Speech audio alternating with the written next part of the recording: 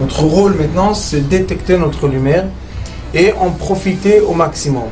Et quand on a un plaisir ou un désir, la porte s'ouvre encore plus grand. Comprenez, c'est quoi la lumière? Lumière, amour. C'est pas important qui tu es, où tu es, comment tu es. Dieu t'aime. Boker Tov, bonne matinée à tous nos chers fidèles Sitrei Chaim.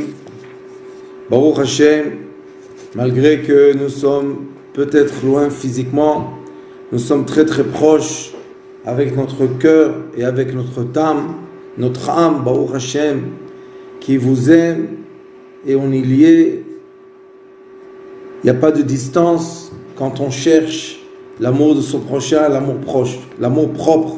Et on sait très très bien que notre travail, tout le monde cherche quel est le but, quel est le travail de juifs et non-juifs pendant cet exil de 2000 ans.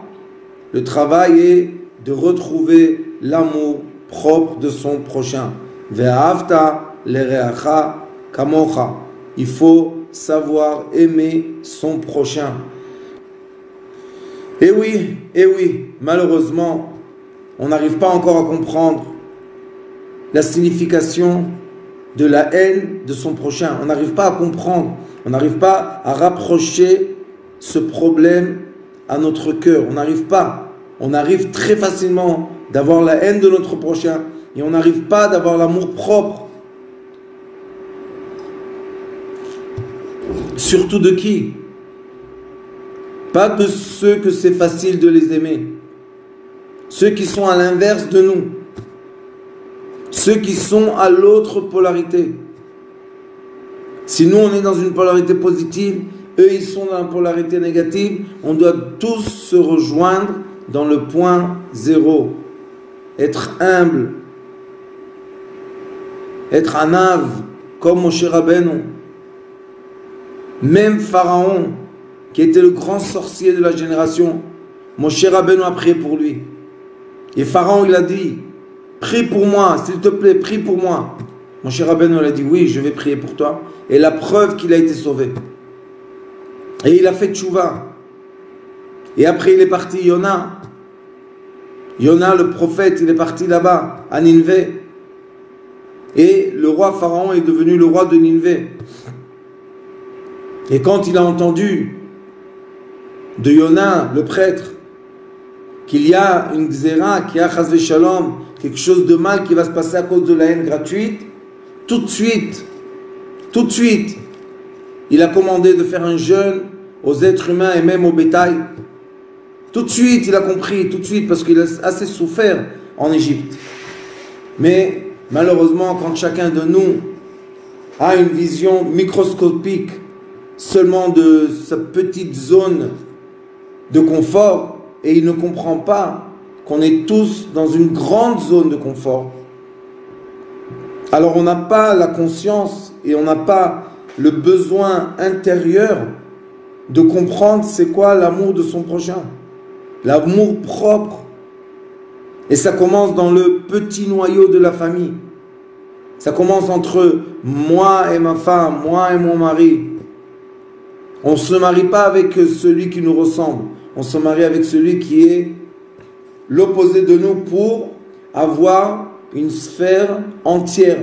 Pour que notre sphère soit entière, on ne peut pas se marier avec celui qui nous ressemble de la même chose. Parce que la sphère restera moitié. On va toujours se marier avec un opposé. Et une des choses qui est les plus impressionnantes qu'on a vues dans ce monde, c'est que même des gens qui se ressemblaient avant le mariage, après le mariage, tout d'un coup, un des couples a pris l'opposé de l'autre. Et on se dit, c'est pas normal. On le connaissait très bien avant le mariage, mais il faut comprendre, quand une âme se crée, quand une âme devient une force d'entier, une force de complicité, on est obligé qu'il y ait deux polarités. Il n'y en a pas deux, il y en a 6. Comme on a 2 bras, 2 pieds, c'est 4. Le corps et la tête, c'est 6. On est, pour être entier, l'homme et la femme, on est obligé d'être à l'opposé. Sauf que le monde, malheureusement artificiel, nous impose une logique qui n'existe pas. Cette logique est, on doit tous se ressembler, on doit tous être les mêmes. C'est impossible. Ça ne sera jamais possible. Et c'est pour cela que ceux qu'on aime le plus, ce sont des gens qui sont à l'opposé de nous. Ce sont des gens qu'on a avec eux une action, il y a quelque chose qui bouge. Il y a ça s'appelle une diffraction. Il y a la diffraction, c'est pour ça qu'il y a la force de l'attraction. Si on n'est pas différent, on n'a pas d'attraction. Si on n'a pas d'attraction, on commence même pas le début de ce qu'on appelle dans la science de l'âme Nefesh Adomen, la vitalité du solide, qui est l'attraction entre les matières et la mémorisation. On doit mémoriser. Avec l'aide de Dieu, je vous appellerai Madame Emma Bonou. Kol Masheroué. Et maintenant on va parler de Baal Shem Tov. Comme on doit se préparer pendant le mois de Elul, ce mois-là, on a déjà 1 semaine et 2 jours qui sont découlés. Ça veut dire qu'il nous reste 3 semaines à peu près de travailler. On est obligé, le mois de Elul, de comprendre comment les 2 jours de Rosh Hashanah, les 2 jours de Tishrei, les premiers jours de Tishrei, comment se préparer à la prière.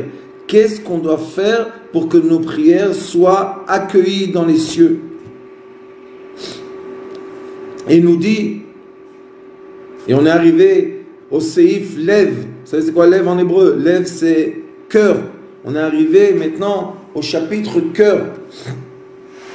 Qu'est-ce qu'il nous dit? Baal Shem Tov HaKadosh. Tout le monde cherche la Chassidut. Il faut aller à la source de la Chassidut. Le Baal Shem Tov HaKadosh, c'est la source de la Chassidut. Et lui, il prend toute sa Torah de qui? Du Ari HaKadosh. Et le Ari HaKadosh prend toute sa Torah de qui? Du Zohar HaKadosh. Il y a un découlement. C'est très très juste. C'est très très précis. Il n'y a pas d'erreur dans ça. Et dit le Baal Shem Tov HaKadosh, Amud HaTfila, Kol ma sheroeh, Izkor bakadosh baruch. Tout ce que vous voyez, vous devez mettre des lunettes, et ces lunettes-là doivent vous montrer la présence divine. Dans tout ce qu'on voit, on est obligé de voir la présence divine. Nous dit le Ari HaKadosh dans Ephraïm, comment tu peux voir la présence divine si tu ne comprends pas le comportement de la matière? Chokhmat ha-truna, chokhmat ha-tranim. Comment tu peux dire je vois la présence divine dans chaque élément et je n'ai pas la compréhension comment la matière tient? Je ne sais pas, je n'ai jamais étudié ça. Donc comment je peux avoir ça? Comment je peux avoir cette vision tellement belle de la présence divine dans chaque chose dans ma vie, dans chaque moment dans ma vie, dans chaque objet que je touche, que je me lie avec? Comment je peux voir cette présence divine? Le Zohar HaKadosh nous dit dans Tikkun Zohar, il dit Or toch yud venekuda be'echale. Qu'est-ce qu'il nous enseigne le Zohar HaKadosh? Il nous dit comme ça: la lumière est dans l'atome, yud. Yud c'est l'atome. Et l'atome est dans une sphère. Ça veut dire que la matière est nourrie de lumière divine, et ça c'est la présence divine. Elle est nourrie de la lumière divine, et dans l'atome, ça veut dire entre les sphères, entre le mouvement des électrons, entre les couches des électrons, nous avons la lumière divine qui fait bouger tout ça et qui tient tout ça. Et l'atome même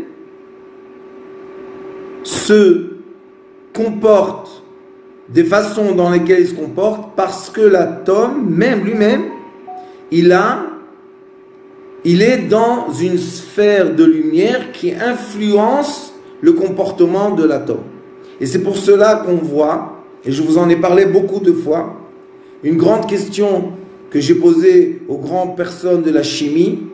Je leur ai dit, dites-moi pourquoi on respire de l'oxygène et une partie des atomes de l'oxygène vont rester en oxygène dans notre corps, vont se lier au fer.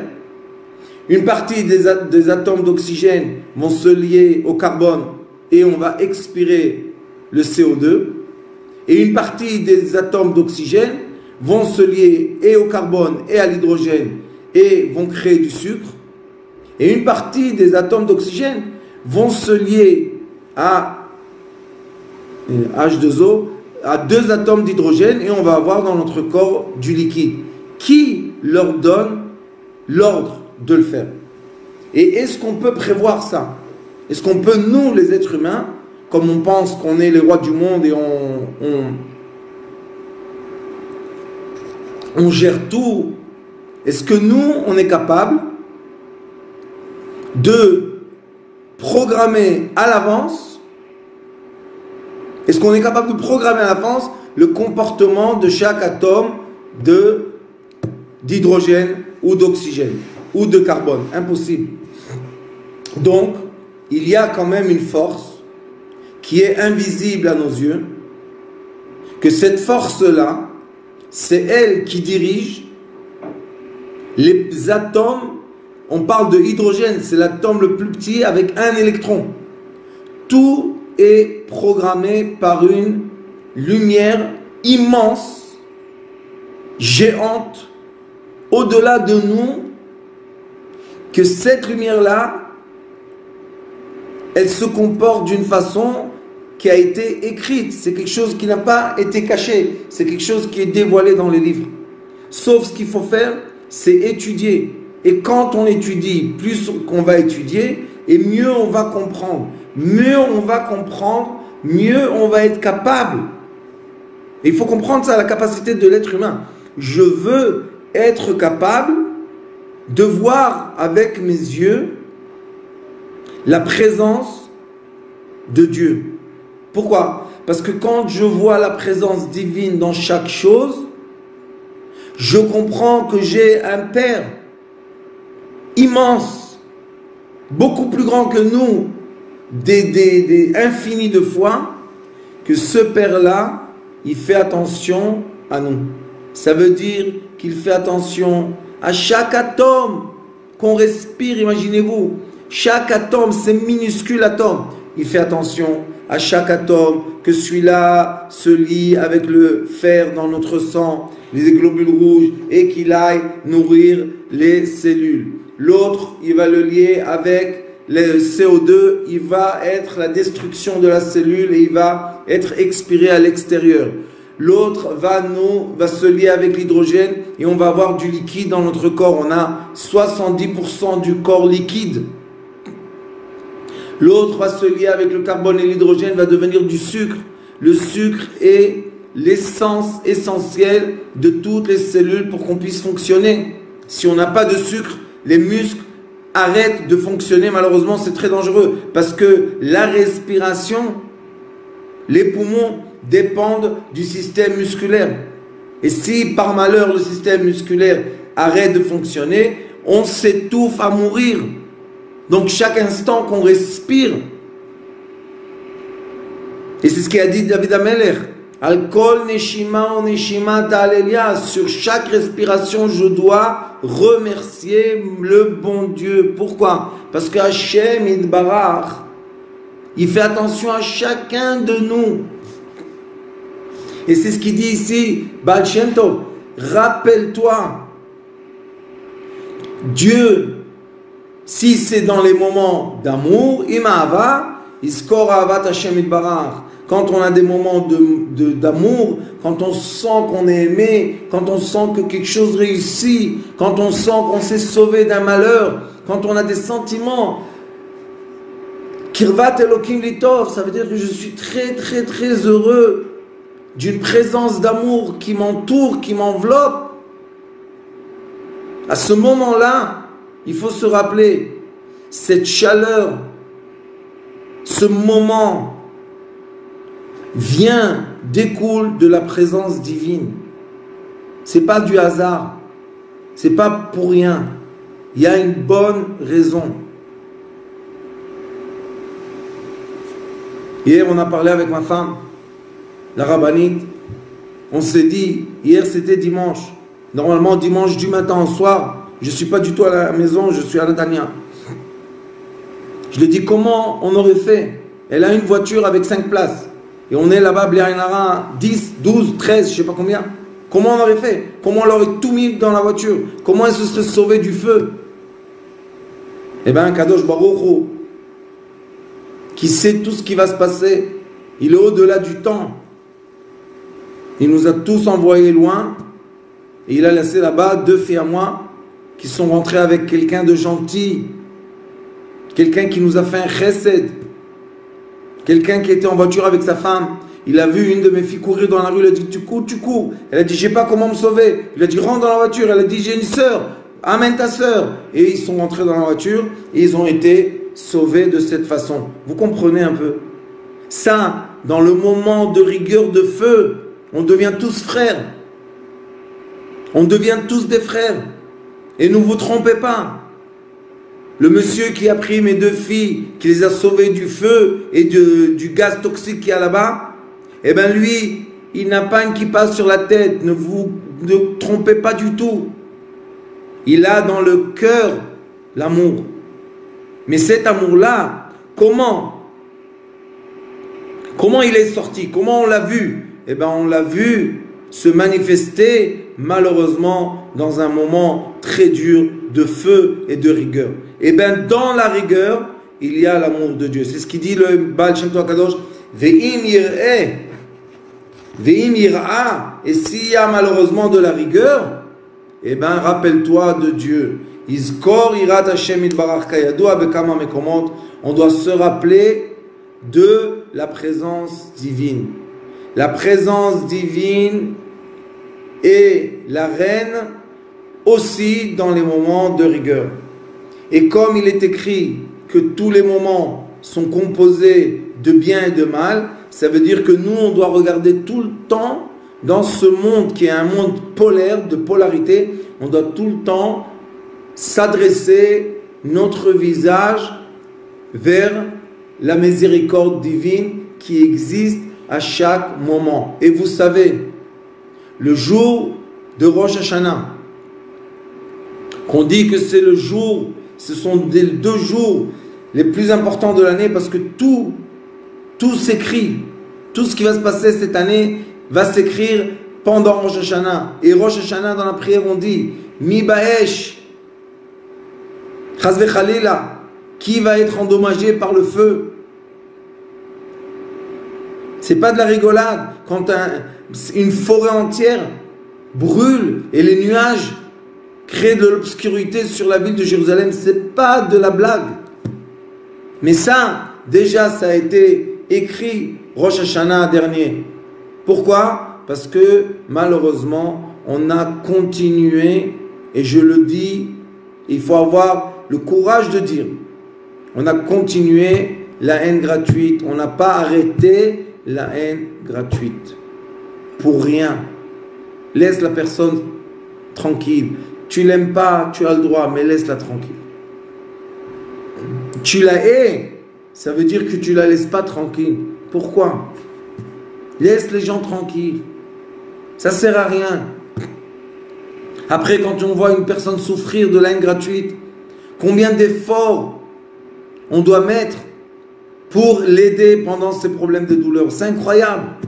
Laisse les personnes, laisse-les tranquilles. Ils ne sont pas comme toi, d'accord, ils ne sont pas comme toi. Ils sont dans une autre polarité, ils sont dans un autre monde. Ils ont le droit. Pourquoi tu veux que tout le monde soit comme toi? Au contraire, Akadosh Baruch Hu a dit, je vous ai créé différents pour qu'il y ait l'attraction, pour que vous soyez entiers. Alors nous, qu'est-ce qu'on fait? On va contre la volonté divine. On veut que tout le monde soit comme nous. Non. Et ça, c'est l'amour gratuit. Quand vous rentrez Rosh Hashanah dans la synagogue, Ou bien quand vous êtes dans un endroit, vous allez au travail, dans la famille, laissez les gens tranquilles. Ça ne sert à rien d'éduquer quelqu'un pour qu'on le crée comme nous. Non, ça ne sert à rien. Donnez-lui de la sagesse, donnez-lui de l'amour. Vous allez voir comment cette personnalité va grandir. Et dans la paracha de la semaine, il est écrit que quand tu vas sortir à la guerre, comment tu vas gagner la guerre? Comment Dieu va te donner ton ennemi dans ta main? Quand tu vas l'aimer. Et ça, c'est dans les arts martiaux, on étudie, j'ai eu la chance d'étudier ça. Les maîtres d'arts martiaux, c'est ceux qui sont capables de transformer l'énergie de l'ennemi, et jusqu'à quand il s'approche de toi, il devient ton ami. Il n'est plus ton ennemi. Imaginez-vous combien de bien on peut faire dans le monde juste avec ça. Combien de bien on peut faire, combien d'amour on peut donner aux gens en comprenant que je vais transformer la rigueur et la haine en amour. Je veux que ça soit de l'amour. Je ne veux pas de la rigueur avec toi. Oui, tu es différent. Toi, tu vas dans ton côté, moi, je vais dans le mien. Ça ne fait rien. Sauf que ce qu'on doit faire, comme chacun a une âme divine, on doit respecter. Le respect, c'est le bon comportement.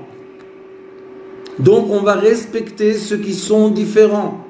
C'est normal, c'est bien, ça fait du bien.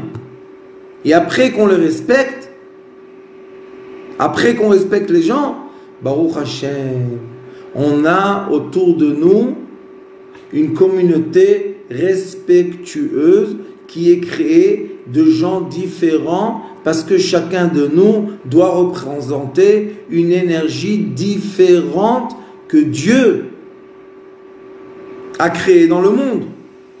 Regardez combien de religions il y a, combien de visages il y a, combien de zones d'acclim différentes il y a sur un globe, un petit globe tout petit dans l'univers. Ça c'est fait pourquoi? Pour qu'on s'aime, pour qu'on veuille être unis et pour qu'on veuille rester chacun unique. Chacun doit garder sa, comment on dit, sa qualité unique qui a été créée par Dieu. Regardez ce qu'il dit. Même si vous allez aux toilettes, Yarshov, alors animafrid arameatov. Qu'est-ce que je fais là-bas? J'ai un système entier dans mon corps. C'est incroyable, j'ai un système entier qui s'appelle la vitalité des végétaux. Et ce système, c'est faire la séparation dans la nourriture dans notre corps et envoyer le bien à notre cellule et tout ce qui est des déchets, le faire sortir de notre corps. Vous savez que malheureusement, les gens qui ne savent pas, qui ne sont pas capables de nettoyer les déchets de leur corps, c'est toxique. C'est vraiment dangereux, ils peuvent mourir de ça. Et c'est pour ça qu'il faut vite nettoyer les déchets du corps. Il ne faut pas rester constipé, il ne faut pas rester sans aller aux toilettes, il faut tout de suite évacuer. Même les commandements de la Torah, la halakha, elle dit que même si tu es au milieu de la prière et tu as besoin d'aller aux toilettes, tu arrêtes la prière, tu vas aller te nettoyer et tu retournes dans la prière. Vous comprenez? C'est tellement juste. C'est une Torah tellement juste. Pourquoi? Parce qu'elle représente la vérité. La Torah représente la vérité de la création du monde entier et surtout de l'être. Et c'est pour ça qu'il dit Ve'atov isher lavodato itbarach shemo vezeu yichudim. Vous savez, qu'est-ce qui fait le Baal Shem Tov HaKadosh? Il est en train de lier ce qui est le plus haut avec ce qui est le plus bas. Il fait là dans cette phrase, je vais vous la traduire, il fait l'union entre les polarités les plus extrêmes qu'il y a. Une polarité, c'est les déchets qui sortent dans notre corps, de notre corps. Et la deuxième polarité, c'est quoi? Ichudim, créer des liens. Ça, c'est un grand enseignement de Kabbalah. Créer les liens divins. Ichudim, c'est les liens divins. Comment on a la force, dans une même phrase, dire les déchets qui sortent de ton corps, créent les liens divins. Comprenez un peu, c'est quoi la beauté de cette Torah? Et surtout quand on va à la prière, on doit comprendre, oui, la prière, c'est le lien divin, c'est l'union divine. C'est tellement grand qu'il n'y a même pas de paroles pour décrire. Et d'un autre côté, on vous dit, quand tu vas aux toilettes, tu dois nettoyer ton corps, faire sortir les déchets pour être propre intérieurement. Et il faut savoir que dans la halakha, dans les commandements, il est écrit que l'être humain doit préparer son corps à la prière. Cela veut dire qu'on n'a pas le droit d'avoir des déchets, des restes de déchets sur nos habits ou sur notre peau.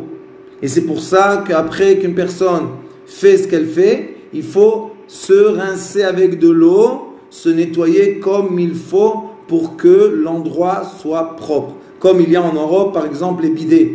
Comme il y a chez les musulmans, ils se nettoient avec, ils ont comme un récipient comme ça, spécial pour se nettoyer. Il faut être propre. Ça veut dire quoi être propre? Ça veut dire pas tu es sale. Non, tu n'es pas sale. Mais il faut savoir que tu ne dois pas avoir des déchets sur ton corps. Parce que les déchets qui restent sur le corps permettent aux forces négatives de saisir notre corps et d'être, eux maintenant, les rois du corps. Vous comprenez un peu? C'est tellement beau. C'est tellement humain. Si vous y pensez un peu, ce sont des règles pour l'humanité, comme on a dans la paracha de la semaine. Si tu vas à la guerre et tu as des sensations, force de guerre, de sang, et tu vois une femme et tu la veux, prends-la. Prends-la. Mais après que tu l'as pris, tu la mets chez toi à la maison 1 mois. Elle doit raser ses cheveux. Elle doit faire des ongles qui ne soient pas propres. Elle doit pleurer 1 mois. Vous comprenez, jusqu'à quand que les paupières tombent, malheureusement. Et après, tu ouvres la porte 1 mois et tu regardes. Tu veux ça? Ça, tu veux? Non, tu veux pas. Qu'est-ce qu'elle dit la Torah? Tu n'as pas le droit de la vendre. Vous savez, avant il y avait l'esclavage. Tu n'as pas le droit de la vendre. Elle ne t'appartient pas. Laisse-la partir chez ses parents. Laisse-la partir. Elle ne t'appartient pas. Pourquoi? Parce que c'était un coup de chaleur, de feu. Que tu voulais quelque chose, mais comme tu étais au moment de guerre, on ne pouvait pas t'interdire ça. Mais quand tu es serein et tu n'es pas à la guerre et il n'y a pas du feu autour de toi et des morts et des blessés, là, tu es un autre personnage. Et ici, on nous dit la même chose. Pour savoir prier, il faut savoir que nous avons des moments dans notre corps, que ce moment-là, qu'on sépare les déchets de notre corps, vous imaginez un peu de quoi on parle? On parle de la chose la plus, on va dire, sale de nous. Eh bien, pendant ces moments-là, tu es en train de vivre des unions célestes. De quoi? De séparation du mal, du bien. Vous comprenez un peu? Ça s'appelle les lunettes de la vision divine. Et si vous allez étudier, comme on enseigne à l'école de Sitrei Chaim, CTA, comme on enseigne la thérapie lumière, on démontre dans l'être humain, dans le corps physique humain et après dans l'âme de l'humain, la présence de la lumière divine qui guérit l'être humain. Et les sages nous disent que la raison pour laquelle nous sommes malades, c'est parce qu'il y a un moment ou un endroit dans notre corps qui a ou de la lumière qui est bloquée, qui n'arrive pas à circuler, ou malheureusement nous avons une absence de lumière. Et la guérison, c'est de retrouver cette lumière, reconnecter la personne à la lumière pour qu'elle puisse avoir le soleil dans sa vie personnelle. Je vous remercie de tout mon cœur de ce magnifique cours. J'espère qu'on a bien profité. Partagez au maximum que vous pouvez pour qu'on puisse diffuser cet amour propre à la majorité de l'humanité qu'on peut, et que Rosh Hashanah, c'est très bientôt Rosh Hashanah, qu'on puisse Rosh Hashanah enfin être unis, toutes les nations du monde, et dans chaque nation tous les gens différents, et comme ça on ait la force de venir devant le divin qui est sur le trône de la rigueur Rosh Hashanah, le jour de l'année, et le changer, le bouger, le basculer. Dans quoi? On veut le basculer dans le trône de miséricorde. On veut que la prochaine année soit une année de miséricorde, qu'il n'y ait plus toutes ces haines gratuites qui ne servent à rien du tout, sauf que ça fait du mal à tout le monde, et qu'on voit et qu'on est dans tous les foyers, dans toutes les maisons, dans tous les êtres humains, l'amour, la paix, la sérénité, l'abondance physique et matérielle et spirituelle. Toda Rabba, merci beaucoup, à très bientôt.